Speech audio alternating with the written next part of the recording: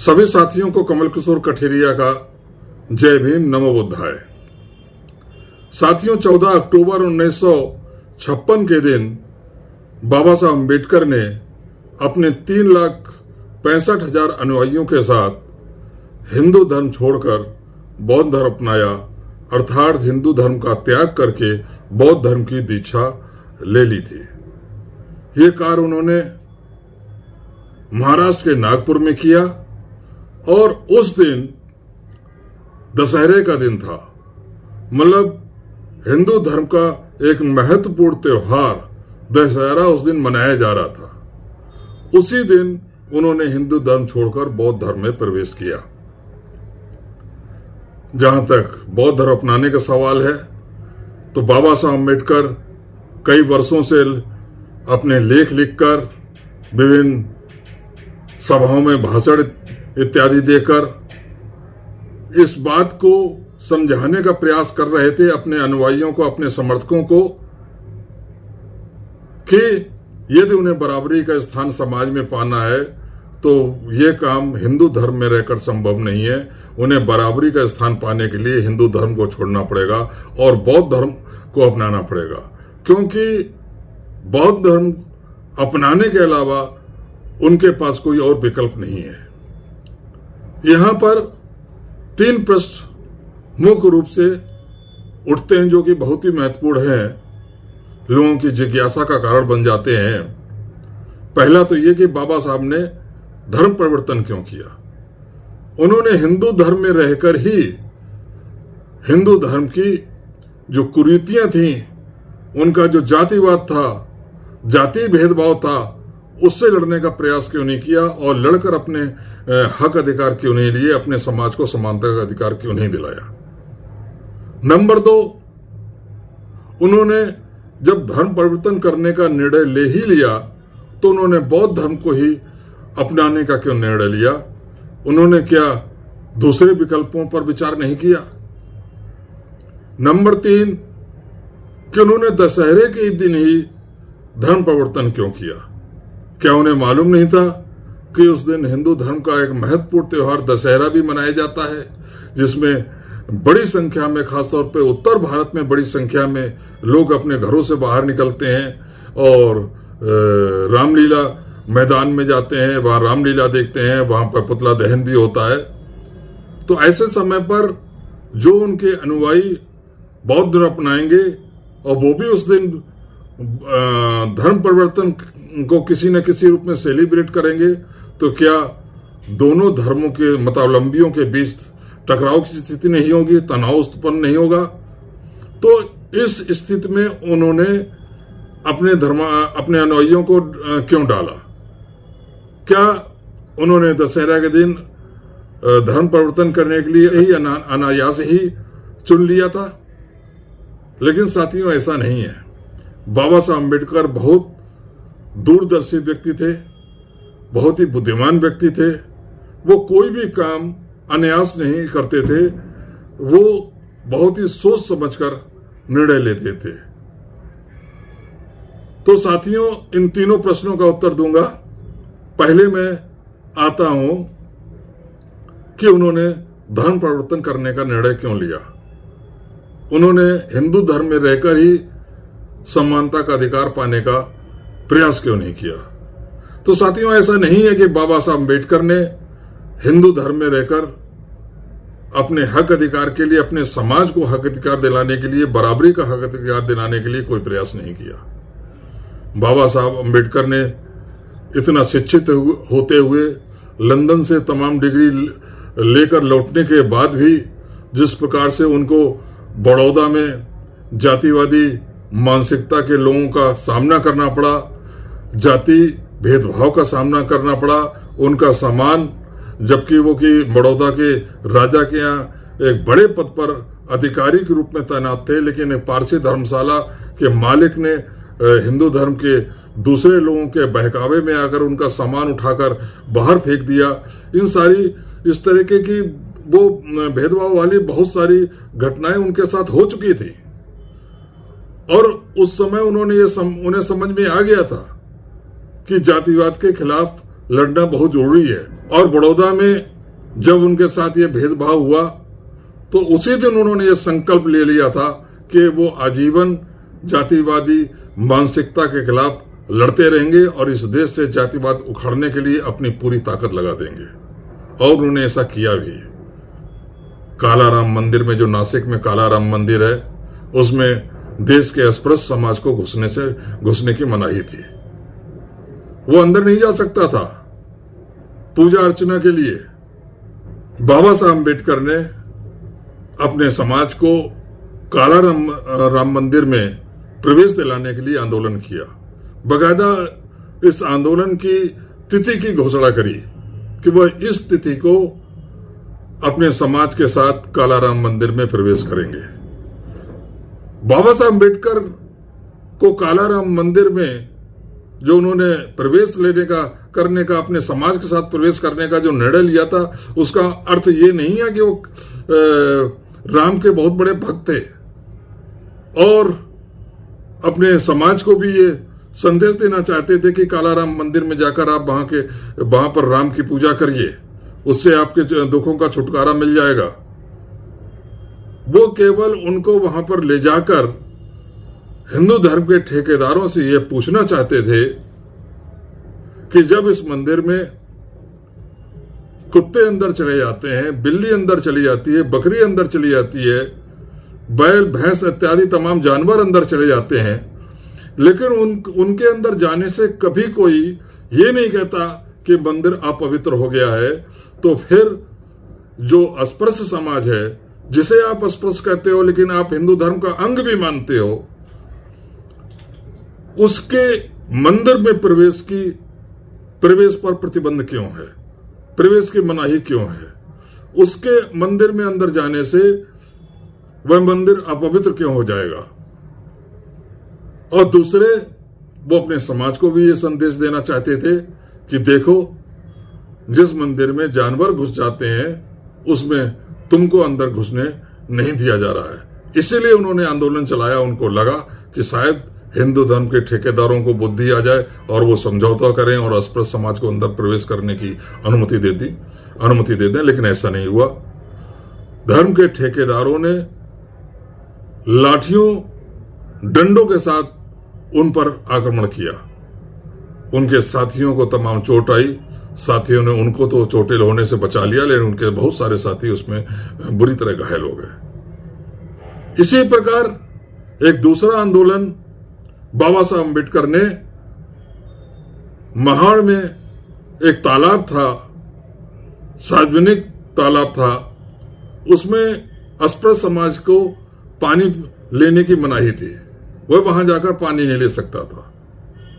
बाबा साहब अम्बेडकर ने अस्पृश्य समाज को वहां पानी पिलाने के लिए महाड़ आंदोलन का निर्णय लिया और बकायदा एक तिथि निश्चित कर दी, उसकी घोषणा कर दी कि इस दिन वो अस्पृश्य समाज के लोगों के साथ जाएंगे और महाड़ तालाब से खुद भी पानी पिएंगे और अपने साथियों को भी वहां का पानी पीने के लिए कहेंगे। बाबा साहब अम्बेडकर का मकसद जो काला राम मंदिर में आंदोलन के समय था, वही महाड़ आंदोलन में भी था। ऐसा नहीं है कि अस्पृश्य समाज के लिए पानी पीने की कोई कमी थी। वो तो हिंदू धर्म के ठेकेदारों से ये पूछना चाहते थे कि जिस तालाब में जानवर जाके पानी पी लेते हैं उनको कोई रोकता नहीं है और उनके पानी पीने से तालाब को अपवित्र भी नहीं माना जाता है, आखिर अस्पृश्य समाज के लोग अगर पानी पी लेंगे तो वो अपवित्र कैसे हो जाएगा। और जब वो वहां पर अपने साथियों के साथ वहां पहुंचे तो जैसा काला राम मंदिर में प्रवेश के आंदोलन के समय जो व्यवहार हिंदू धर्म के ठेकेदारों ने किया था, वैसा ही व्यवहार वहां भी उनके साथ किया गया। हिंदू धर्म के ठेकेदारों ने लाठी डंडों के साथ, अपने गुंडों के साथ, दबंगों के साथ बाबा साहब अम्बेडकर और उनके समर्थकों पर हमला किया। बाबा साहब अम्बेडकर के तमाम साथी घायल हुए, बाबा साहब को भी चोट आई। बाबा साहब अम्बेडकर इन दोनों आंदोलनों से बहुत दुखी हुए, उसके परिणामों से बहुत दुखी हुए। उन्हें यह समझ में आ गया कि धर्म के ठेकेदार बदलने वाले नहीं हैं। उनके लिए अस्पृश्य समाज जानवरों से भी गया गुजरा है। वह उनको ना तो मंदिर में प्रवेश देने की अनुमति देंगे, ना ही सार्वजनिक तालाब पर पानी पीने की अनुमति देने को तैयार है। मतलब उनके लिए जो अस्पृश्य समाज है वो एकदम गया गुजरा है, वो एक तरीके से इंसान है ही नहीं। तो ऐसे में उनका विश्वास हिंदू धर्म में रहकर हिंदू धर्म की कुरीतियों से लड़ने का डगमगाने लगा। और ऐसे ही समय पर गोलमेज सम्मेलनों का समय आ गया। गोलमेज सम्मेलन जब हुए तो उस समय देश में तमाम तरह के आंदोलन चल रहे थे अंग्रेजों के खिलाफ, और अंग्रेज भी प्रथम विश्व युद्ध के बाद इस बात पर तैयार हो गई थी कि भारतीयों को कुछ मामलों में होम रूल अर्थात स्वशासन का अधिकार दे दिया जाए। कुछ विषय ऐसे रहे जहां पर अंग्रेज गवर्नमेंट ही फैसला लेगी, लेकिन कुछ विषय ऐसे हों जिनको भारत के लोग अपने चुने हुए प्रतिनिधियों के द्वारा खुद निर्णय लें, अपने शासन के संबंध में खुद फैसले लें। इसके लिए असेंबली बनाई जाएंगी। असेंबली के लिए जो प्रतिनिधि चुने जाएंगे जनता से, वो लोग वहां असेंबली में बैठकर शासन के संबंध में निर्णय वगैरह लेंगे। उस समय मुस्लिम समाज ने मांग करी कि मुस्लिम समाज के प्रतिनिधि भी इसमें अलग से होने चाहिए और उनके चुनाव के लिए बाकायदा व्यवस्था होनी चाहिए। और यह व्यवस्था इस प्रकार होनी चाहिए कि जो मुस्लिम समाज के प्रतिनिधि असेंबली में जाएं चुनकर, उनको चुनने का अधिकार सिर्फ मुस्लिम समाज को होना चाहिए। मतलब मुस्लिम समाज अपना प्रतिनिधि खुद चुने, हिंदू समाज का कोई भी रोल उनके चुनाव में नहीं होना चाहिए। गांधी जी ने और कांग्रेस ने उनकी इस बात को मांग को मान लिया। उन्होंने अंग्रेजों से कहा कि ठीक है, यदि आप असेंबली के चुनाव के संदर्भ में ऐसा कोई कानून बनाते हैं जिसमें मुस्लिम समाज अपना प्रतिनिधि खुद चुने, तो हमें कोई आपत्ति नहीं होगी, हम उस कानून का स्वागत करेंगे। लेकिन जब इसी तरीके की मांग गोलमेज सम्मेलन में बाबा साहब अम्बेडकर ने करी, उन्होंने वहां कहा कि भारत में एक समाज ऐसा भी है जो बहुत बड़ी संख्या में है, हजारों साल से उसे पशुओं से भी बदतर जिंदगी जीनी पड़ रही है। वह समाज कहने को तो हिंदू धर्म का अंग है, लेकिन उस समाज से ज्यादा हिंदू धर्म के मानने वालों की निगाहों में उस समाज से ज्यादा पशुओं का स्थान है। वह पशुओं को तो मंदिर में प्रवेश कर ले तो कोई मनाही नहीं होती है, उनका मंदिर उससे अपवित्र नहीं होता है। सार्वजनिक तालाब में अगर वो पशु पानी पी ले तो वो तालाब पवित्र नहीं होता है। लेकिन यदि अस्पृश्य समाज जिसमें वो खुद पैदा हुए हैं, वो अगर ऐसी जगहों पे चला जाए तो वह मंदिर भी अपवित्र हो जाता है, वह तालाब भी अपवित्र हो जाता है। और उन्होंने कहा कि यदि इस बड़े अस्पृश्य समाज की आर्थिक और सामाजिक स्थिति को सुधारना है तो उनके भी प्रतिनिधि असेंबली में पहुंचने चाहिए।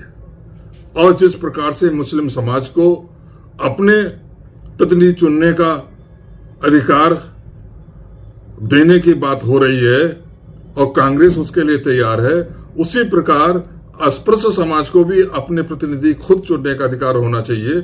इस बात की व्यवस्था अंग्रेज सरकार करे। लेकिन कांग्रेस गांधी जी के नेतृत्व में इस बात पर के विरोध में तुरंत खड़ी हो गई। लेकिन जब बाबा साहब अम्बेडकर के प्रयासों के कारण जब ब्रिटिश प्रधानमंत्री ने 1932 में ये घोषणा करी इस संबंध में और अस्पृश्य समाज को पृथक निर्वाचन क्षेत्र का अधिकार दे दिया, मतलब कि अस्पृश्य समाज अपना प्रतिनिधि असेंबली में भेजने के लिए खुद निर्णय लेगा, उसमें जो दूसरी जातियां हैं उनकी कोई दखलंदाजी नहीं होगी, ऐसा अधिकार की घोषणा ब्रिटिश प्रधानमंत्री ने कर दी। तो गांधी जी आमरण अनशन पर बैठ गए।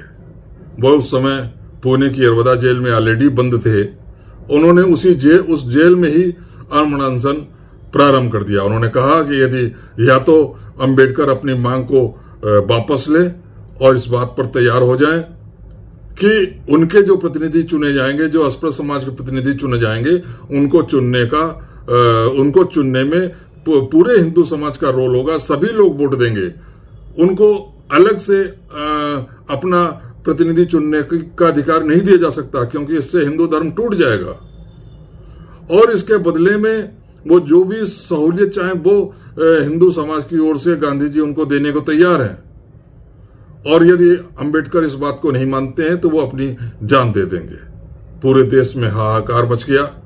धीमे धीमे गांधी जी की हालत खराब होने लगी और अंत में गांधी जी के जीवन को देखते हुए बाबा साहब अम्बेडकर को झुकना पड़ा। ऐसा नहीं कि बाबा साहब अम्बेडकर को केवल गांधी जी के जीवन की चिंता थी, बल्कि उनकी चिंता यह भी थी कि यदि आमरण अनशन कारण गांधी जी के साथ कुछ अनहोनी हो जाती है, उनका जीवन खत्म हो जाता है, तो इस देश के जो अस्पृश्य समाज है, जिसे आज अनुसूचित जाति कहा जाता है, दलित कहा जाता है, उसके ऊपर किस प्रकार के अत्याचार होंगे।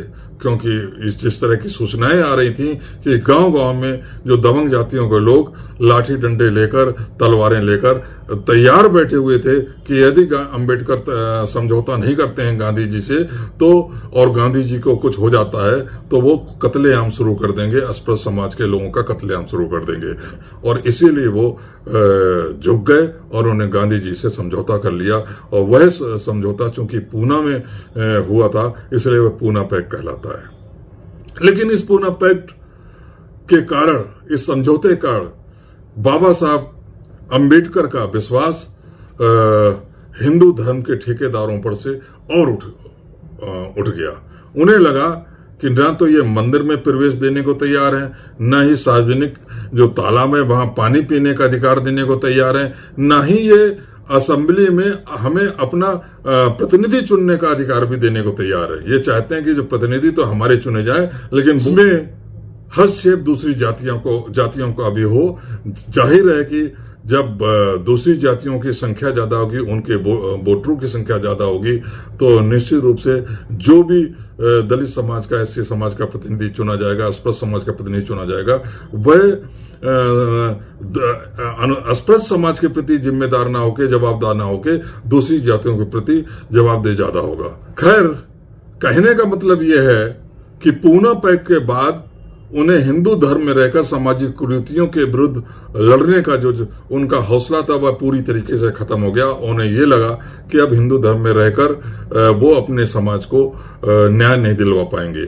और इसीलिए 13 अक्टूबर 1935 के दिन नासिक के पास येवला नामक स्थान पर एक सभा थी, जिसमें उन्होंने पहली बार इस बात की घोषणा करी कि वो हिंदू धर्म छोड़ने वाले हैं। उन्होंने बहुत ही ओजस्वी भाषण दिया। उन्होंने कहा कि मैं हिंदू धर्म में पैदा तो हुआ हूं क्योंकि ये मेरे वश में नहीं था, लेकिन हिंदू धर्म में मरूंगा नहीं क्योंकि ये मेरे वश में है। उन्होंने वहां पर जो भाषण दिया वो बहुत ही आक्रामक था और उसमें उनकी समाज की जो पीड़ा है, जो दुख है, जो उन्होंने झेला था, चाहे खुद झेला था या समाज के बिहाफ पर झेला था, वह उसमें पूरी तरह झलक रही थी। उन्होंने अपने समाज को कहा, अगर आप एक सम्मानजनक जीवन जीना चाहते हैं तो आपको अपनी मदद खुद करनी होगी और यही सबसे सही मदद होगी। अगर आप आत्मसम्मान चाहते हैं तो धर्म बदलिए, अगर एक सहयोगी समाज चाहते हैं तो धर्म बदलिए, अगर ताकत और सत्ता चाहते हैं तो धर्म बदलिए, समानता, स्वराज और एक ऐसी दुनिया बनाना चाहते हैं जिसमें सभी लोग खुशी खुशी जी सकें तो धर्म बदलिए। ये उन्होंने संदेश 1935 के अपने भाषण में जो येवला नामक मैदान पर उन्होंने दिया था, उन्होंने अपने समाज को दिया था। लेकिन साथियों, उस दिन उन्होंने यह घोषणा तो कर दी थी कि मैं हिंदू धर्म में पैदा तो हुआ हूं लेकिन मरूंगा नहीं। लेकिन धर्म परिवर्तन करने का घोषणा करने के बाद उन्होंने 21 साल लिए धर्म परिवर्तन करने में, क्योंकि उन्हें मालूम था कि वो चाहे तो वो खुद किसी भी धर्म को अपना ले, हिंदू धर्म को छोड़कर। लेकिन जब भी वो किसी और धर्म को अपनाएंगे, हिंदू धर्म को छोड़कर किसी दूसरे धर्म में जाएंगे, तो उनके साथ साथ जो लाखों की संख्या में उनके समर्थक हैं, उनके अनुयायी हैं, वो भी उस धर्म को अपनाएंगे, हिंदू धर्म को त्याग देंगे। तो इसलिए वो किसी ऐसे धर्म को अपनाना चाहते थे और बहुत सोच समझ के अपनाना चाहते थे जिसमें इंसानियत हो, जिसमें समानता हो, जिसमें गैर बराबरी की भावना बिल्कुल ना हो, ताकि उनका जो अस्पृश्य समाज के जो उनके साथी हैं वो जाएं तो वहां पर सम्मानपूर्ण जीवन जी सके। उन्होंने इस्लाम धर्म पर भी विचार किया, क्रिश्चियन ईसाई धर्म पर विचार किया। उनके पास बहुत सारे प्रलोभन भी आए, दोनों धर्मों की ओर से बड़े बड़े लोगों के प्रलोभन आए कि हम इतना पैसा खर्च कर देंगे यदि आप इस धर्म को अपना लीजिए। लेकिन बाबा साहब किसी प्रलोभन में नहीं आए। उन्होंने बहुत सोच समझकर इस बात पर गहन अध्ययन किया कि आखिर उन्हें कौन सा धर्म अपनाना चाहिए। शुरू में उनका विचार सिख धर्म अपनाने के लिए भी बना और उनके दो शिष्यों ने उनके कहने पर सिख धर्म अपना भी लिया और उन्हें समय समय पर उनको सिख धर्म के बारे में जानकारी देते रहे, वहां पे क्या क्या समस्याएं हैं और कितनी समानता है, कितनी असमानता है, हर तरह की जो अच्छाइयां बुराइयां वो उनको देते रहे। तो बाद में बाबा साहब अम्बेडकर का मन सिख धर्म से भी हट गया। तो जब उन्होंने सारे धर्मों पर विचार कर लिया तो उनका ध्यान बौद्ध धर्म पर केंद्रित हो गया और उन्होंने उसी के बारे में सोच विचार शुरू कर दिया। जगह जगह बौद्ध धर्म की सभाओं में वो गए, उन्होंने अपने भाषण दिए और वहां की और बौद्ध धर्म की को बारीकियों से समझने का प्रयास किया।